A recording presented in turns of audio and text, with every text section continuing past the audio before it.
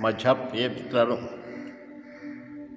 आज पुन्हा एकदा मी आपल्या सगळ्यांचं स्वागत करतो आणि आजच्या दिवशी आपण एक साधा भोळा माणूस आणि अत्यंत गरीब माणूस, अशिक्षित माणूस, तरी देखील तो संत कसा होऊ शकतो हे आपण पाहणार आहोत। आणि आजचं हे जीवन आपण मार्टिन द पोरेस ह्या संताविषयीचा आहे। आणि हा मार्टिन दक्षिण अमेरिकेमध्ये, ज्याला आपण म्हणतो की पेरू देश आहे, त्या पेरू देशामध्ये त्याची राजधानी लिमा ह्या ठिकाणी तो जन्माला आलेला होता। आणि ते सुद्धा 16व्या शतकामध्ये, म्हणजे 1579 मध्ये त्याचा जन्म झालेला होता। आणि माझ्या प्रिय मित्रांनो, त्याच काळामध्ये हे स्पॅनिश लोक युरोपमधून अमेरिकेमध्ये, दक्षिण अमेरिकेमध्ये पोहोचले होते, म्हणून त्याचे वडील हे स्पॅनिश होते आणि आई ही आफ्रिकन अमेरिकन होती, म्हणजे ती थोडीशी काळसर होती आणि हा माणूस, स्पॅनिश माणूस, गोरा होता। साहजिकच त्याला जो मुलगा झाला त्याचं नाव मार्टिन। माझ्या प्रिय मित्रांनो, त्याच्या जीवनामध्ये लहानपणापासूनच देवाविषयी, येशूविषयी किंवा पवित्र आत्म्याविषयी जे काय ज्ञान त्याला मिळत असो, त्यातून त्याला ओढ लागलेली होती की आपण देखील समाज सुधारण्यासाठी प्रयत्न केले पाहिजे। माझ्या प्रिय मित्रांनो, काय झालं की त्याच्या वडिलांनी त्याचं जीवन पाहून आणि त्याचं एकंदरीत रंग पाहून त्याच्या वडिलांनी जणू काही हा माझा मुलगाच नाही असं जाहीर केलेलं होतं आणि म्हणून वडिलांनी त्यांना टाकून दिलं होतं। आणि त्यासाठी आईवरती सगळी जबाबदारी पडली होती आणि आईकडे हा मार्टिन राहत असल्याकारणाने त्या मार्टिनला लहानाचं मोठं करायचं, त्याला पोसायचं, त्याला शिक्षण द्यायचं, त्याला धार्मिक संस्कार द्यायचे, ही सगळी जबाबदारी आईकडे होती। माझ्या प्रिय मित्रांनो, परंतु आई डगमगली नाही। तिने लहानपासून ठरवलं होतं की मार्टिनला आपण प्रोत्साहन द्यायचं आणि त्याद्वारे त्याला सकारात्मक वृत्ती त्याच्यामध्ये वाढवायची, की त्याला असं वाटू नये की मी पण काळा आहे, म्हणजे मी सुद्धा एक दास आहे, अशा प्रकारची वृत्ती त्याला वाटू नये म्हणून आईने खूप प्रयत्न केले। माझ्या प्रिय मित्रांनो, पण आश्चर्याची गोष्ट काय की लहानपणापासूनच त्या मार्टिनमध्ये नेतृत्वाचे गुण दिसू लागले होते। त्याला देखील समाजामध्ये जो काळ्या लोकांवरती, गरीब लोकांवरती अन्याय अत्याचार होत होता, त्याविषयी त्याला देखील चीड होती आणि म्हणून न्यायासाठी तो झटत होता। प्रिय मित्रांनो, एका बाजूने तो क्रांतिकारक बनलेला होता, परंतु अगदीच लहान असल्याकारणाने माझ्या प्रिय मित्रांनो, त्याच्या जीवनामध्ये काही समस्या होत्याच। परंतु ज्या दिवशी तो जन्माला आला होता त्याच दिवशी त्याचाही बाप्तिस्मा झाला होता, त्यामुळे तो जणू काही त्या बाप्तिस्म्याचे, म्हणजे श्रद्धेचे जे बाळकडू आहे, ते बाळकडू लहान जन्मापासूनच जणू काही तो पीत होता असं दिसून येतं। म्हणजे माझ्या प्रिय मित्रांनो, की हा मुलगा जसा हळूहळू वाढत गेला तेव्हा त्याचे संस्कारही वाढत गेले आणि 10व्या वर्षी आपल्याला दिसून येतं की तो देखील आईला खूप मदत करू लागला। बाजारात जायचं, काही वस्तू विकत घ्यायच्या आणि त्या घरात आईला आणून द्यायच्या, समाजामध्ये कुठेतरी फिरायचं, दुसऱ्या मुलामध्ये फिरायचं आणि दुसऱ्यालासुद्धा मदत करायची, अशी वृत्ती त्याची वाढली। म्हणून कधी कधी बाजारातून आणलेल्या वस्तूसुद्धा तो गरीब दीन लोकांना देत असे।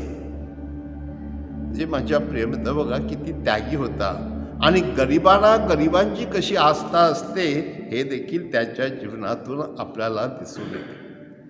कधीकधी तो काही लोकांकडून मेणबत्ती पेटल्यानंतर ते लहानसे छोटेसे तुकडे राहतात आणि म्हणून कधीकधी तो लहान मेणबत्तीचे तुकडे गोळा करायचा आणि ते आणून आपल्या घरामध्ये एक खुर्साची जी इमाज होती त्या खुर्साच्या इमाजासमोर तो ते पेटवत असे आणि तिथे तो प्रार्थना करीत असे.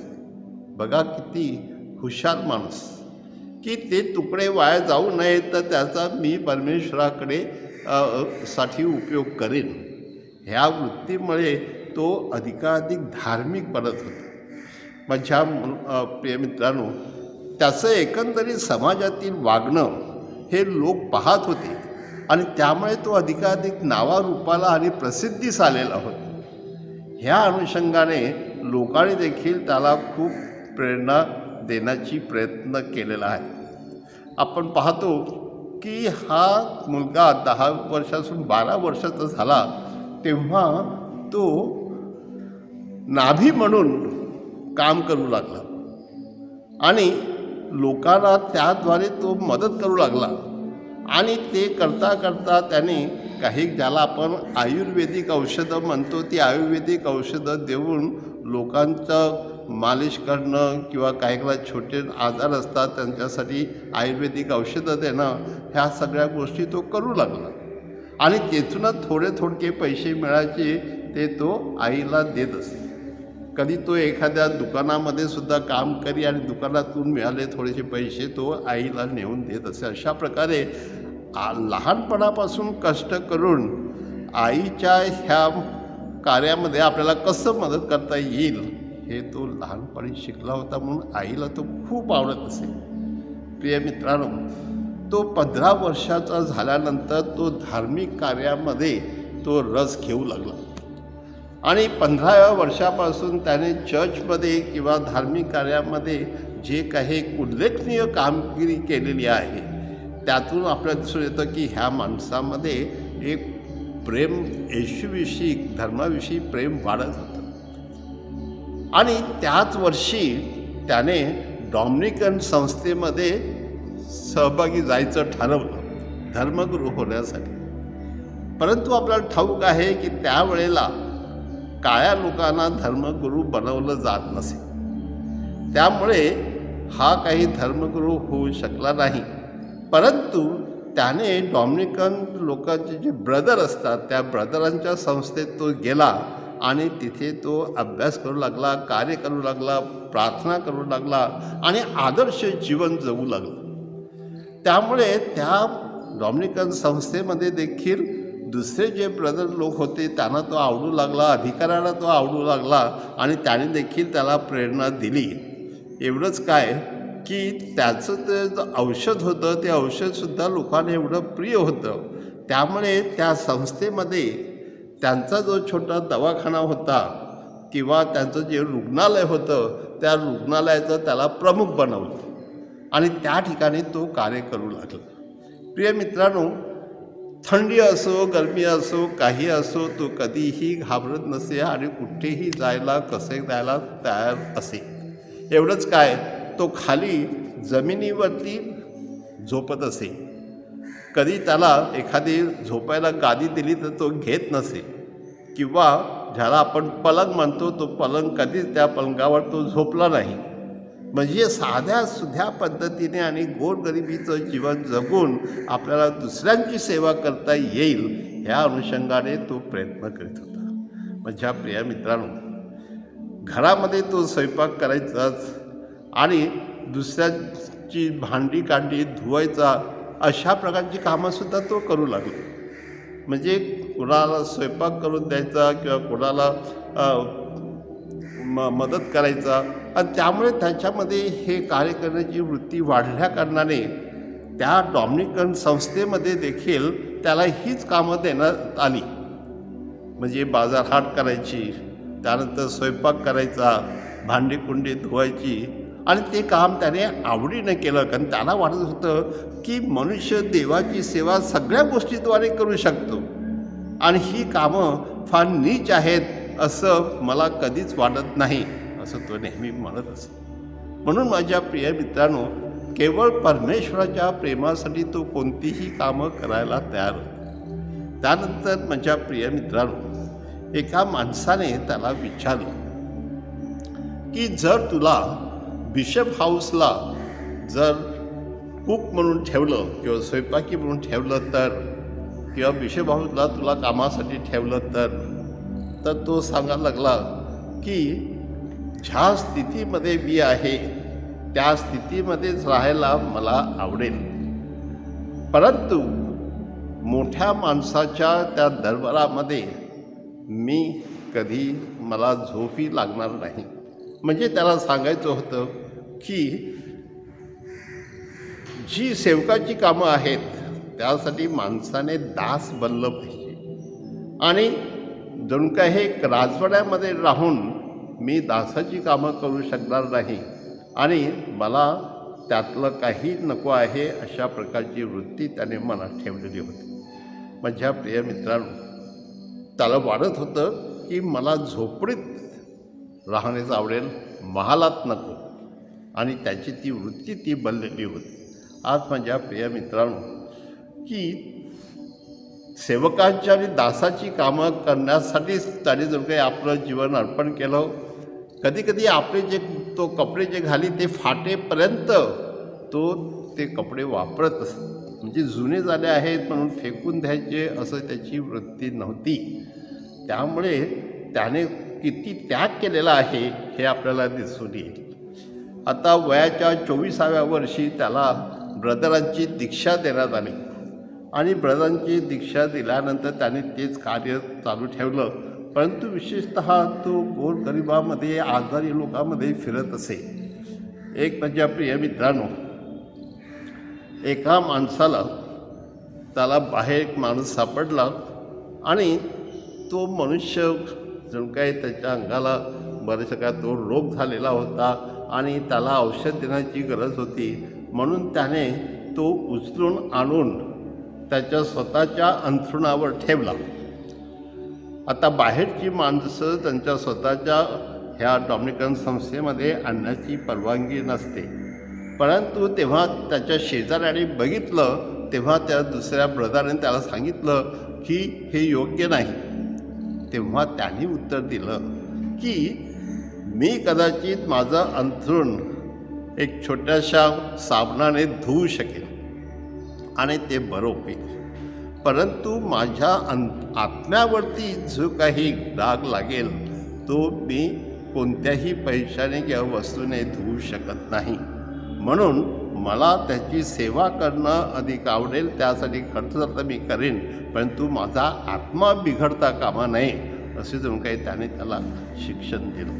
हो माझ्या प्रिय मित्रांनो, पुन्हा एकदा असाच एक प्रसंग आला, आणि त्या प्रसंगामध्ये त्याने दुसऱ्या एका माणसाला आणून आपल्या व्यंगेत उचलून आणून त्याने तो आश्रममध्ये ठेवला, आणि आश्रमच्या अधिकाऱ्याने त्याला सांगितलं की ह्या माणसांना आपण घरामध्ये आणू शकत नाही. त्यावेळेला माझ्या प्रेमितांनो त्याने अधिकाऱ्याला त्यांच्या सुपिरियरकडे क्षमा मागितली, सांगितलं की दया दाखवण्यापेक्षा ज्याला आपण आज्ञाधारकपणा, हा आज्ञाधारकपणा मोठा असतो हे मला माहिती नव्हतं, म्हणून मी क्षमा मागतो. मग त्याने त्या अधिकाऱ्याकडे क्षमा मागितली, आणि जसं येशूच्या जीवनामध्ये आज्ञाधारकपणा सगळ्यात मोठा गुण आहे, तसं त्याने नेहमी सुपिरियरच्या आज्ञेत राहण्याचा त्याने प्रयत्न केला. माझ्या प्रिय मित्रांनो, आज आपल्याला दिसून येईल की ह्या माणसाची ज्या गोष्टी घडत होत्या त्यातून लहान सहान गोष्टीतून कसं आपण शिकतो. म्हणून आपण उदाहरणार्थ की त्यांच्या ब्रदरांच्या त्या खोलीमध्ये किंवा त्या हॉलमध्ये काही उंदीर येत असत, आणि हे उंदीर त्यांचे कपडे फाटत असत किंवा चावत असत आणि खराब करत. त्यामुळे एक दिवस त्याने एक उंदीर पकडला आणि त्या उंदराशी तो बोलू लागला, आणि सांगितलं की हे बघ, तू आणि तुझे मित्र इथे येऊन त्यांचे कपडे खराब करतात. मी तुला एक सांगतो की तुमच्या खाण्यासाठी तुम्हाला जे काही खायचं आहे ते मी आणून तुम्हाला तिथे देईन, परंतु तुम्ही इथे येऊन कपडे खराब करायचे नाही. मग त्या उंदरानं ते ऐकलं आणि दुसऱ्या दिवसापासून उंदीर यायचे थांबले आणि हा तिथे जाऊन त्यांना खाऊ देत असे. तसंच हा माणूस कुत्र्याशी देखील बोलायचा आणि सगळ्या प्राण्यांशी बोलायचा आणि त्यामुळे त्यांचे आणि ह्याचे संबंध अधिकाधिक दृढ झाले. माझ्या प्रिय मित्रांनो, की त्याच्या बोलण्याने ह्या सगळ्या गोष्टी घडत गेल्या, परंतु त्याला असं वाटत होतं की मनुष्य किती संसर्गजन्य रोगी जरी असला तरी देखील देवाचं प्रेम त्याला मिळालं पाहिजे, म्हणून तो कधी कधी नग्नावस्थेत असलेल्या माणसाला सुद्धा उचलून तो तिथे त्यांच्या दारी आणायचा. त्या सगळ्या परिस्थितीतून आपल्याला दिसून येईल की तो सेवा करीत होता आणि सेवा करता करता जणू काय वयाच्या 60व्या वर्षी म्हणजे 1629ला तो मरण पावला आणि अगदी काही वर्षातच म्हणजेच त्याला प्रभूचा सेवक म्हणून ख्रिस्त सभेने मान्यता दिली. परंतु 20व्या शतकामध्ये म्हणजेच 1962 साली त्याला संतपद देण्यात आलं. हा माणूस माझ्या प्रिय मित्रांनो अत्यंत हलाखीच्या परिस्थितीतून वर आला, परंतु त्याने देवाचं कार्य सोडलं नाही. म्हणून अगदी लहानातल्या लहान माणसापासून आणि गरीबातल्या गरीब माणसापासून आपण शिकू शकतो आणि तो देखील संत बनू शकतो. म्हणून आपण प्रत्येकजण संत बनू शकतो हा विश्वास आपण जर ठेवला आणि त्या प्रकारे आपण निष्ठावंत राहिलो आणि कष्ट करीत राहिलो तर नक्कीच आपल्याला यश येईल, असं संत मार्टिन पोरेस आपल्याला आज शिकवत आहे.